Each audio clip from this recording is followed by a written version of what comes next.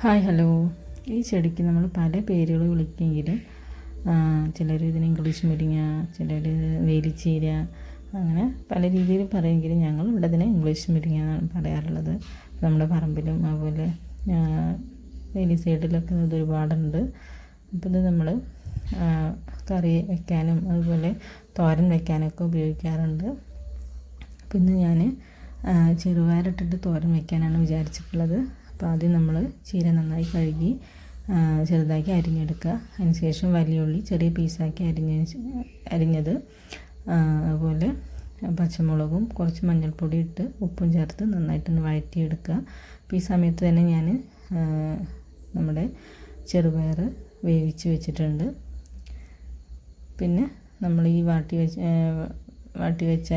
വെച്ചിട്ടുള്ള നമ്മുടെ ഈ ഒരു ഉള്ളിയിലേക്ക് നമ്മൾ ഈ ഒരു ചീര ചേർത്ത് കൊടുക്കുക.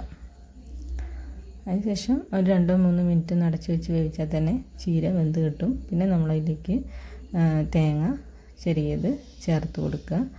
അത് ഏതാണ്ടൊന്ന് സെറ്റായി വരുമ്പോഴേക്കും നമ്മൾ വേവിച്ച് വെച്ചിട്ടുള്ള ഈ ഒരു ചെറുപയറും ചേർത്ത് കൊടുത്ത് നന്നായിട്ടൊന്ന് ഇളക്കിയെടുക്കുക. അപ്പോഴേക്കും നമ്മുടെ ചീരത്തോരൻ റെഡിയായിട്ടുണ്ടാവും. അപ്പോൾ നല്ല ടേസ്റ്റാണ്, ഹെൽത്തിയാണ്. അപ്പോൾ നിങ്ങളുടെ തൊടിയിലും അതുപോലെ പറമ്പിലൊക്കെ ഇതുപോലുള്ള ചെടികളുണ്ടെങ്കിൽ ഇതൊക്കെ നമുക്ക് ഇങ്ങനെയൊക്കെ ചെയ്ത് ഉപയോഗിക്കുക. അപ്പോൾ വീഡിയോ ഇഷ്ടമെങ്കിൽ ലൈക്ക് ചെയ്യുക, സബ്സ്ക്രൈബ് ചെയ്യുക, സപ്പോർട്ട് ചെയ്യുക. നിങ്ങളിതുപോലെ ചെയ്ത് നോക്കുക. Thank you.